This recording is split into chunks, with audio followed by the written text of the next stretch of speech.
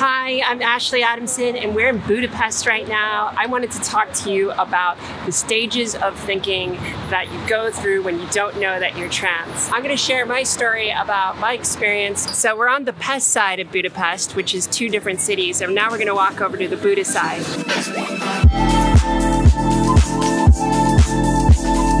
The first stage of not knowing that I was trans was what I call adherence. Not knowing and adhering to the expected gender norms of what I was told to do, which was how to be masculine and how to present myself, how to be attractive, and just abide by the rules.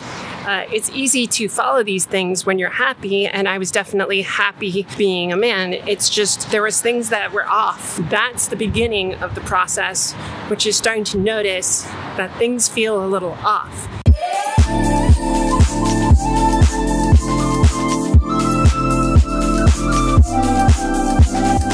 The next stage, or sort of like the combination stage of adherence, is denial. Looking in the mirror. I remember looking in the mirror and looking at myself and saying, gosh, you're really beautiful. And as I was going through puberty, to think, man, it would be so much easier if my life was like a woman, or if I was a woman. But I guess I'm not a woman, so oh well.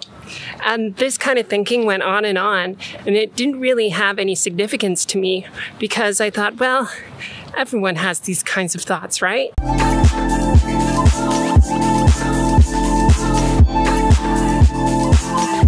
So the next stage is curiosity. Being curious about trying on women's clothes, kind of keeping it closeted, but I thought it was more of a sexuality fetish kind of thing and not something that was actually personal to me.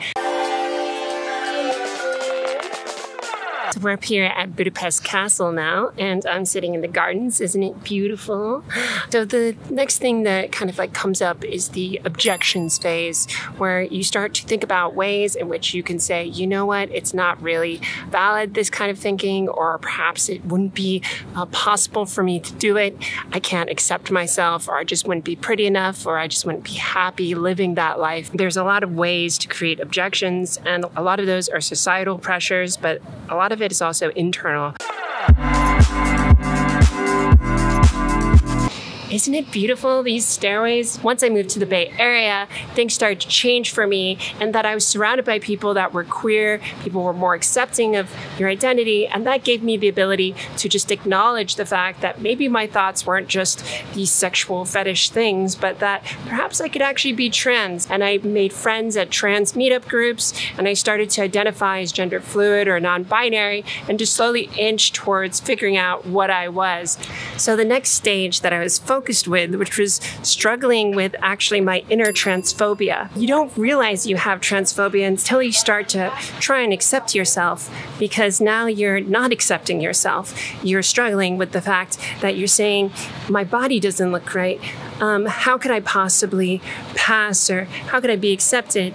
Or just not even allowing myself space to really embrace my femininity, just being stuck in this masculine form, feeling like I had to be masculine. And this is easy programming that you kind of get stuck into because you've spent it being that way your whole life.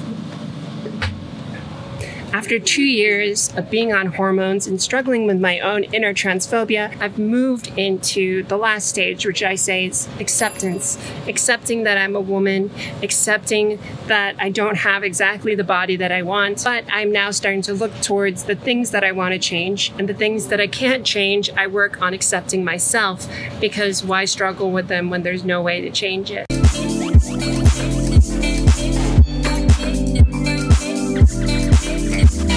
Yeah, isn't it beautiful? So to recap with you, I just want to cover some of those topics again.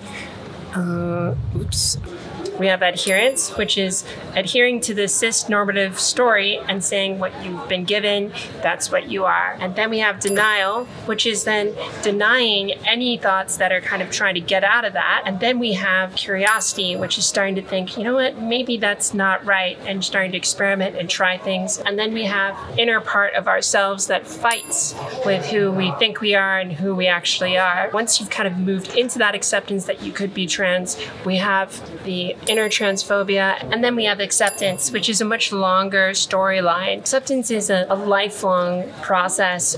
Wherever you are in your journey, I honor that, and I wish you good luck in understanding and accepting who you eventually arrive at and what you learn from these deeper questions. It's the most amazing and powerful experience that you could possibly have, and for me, it's been so rewarding. So to recap, we have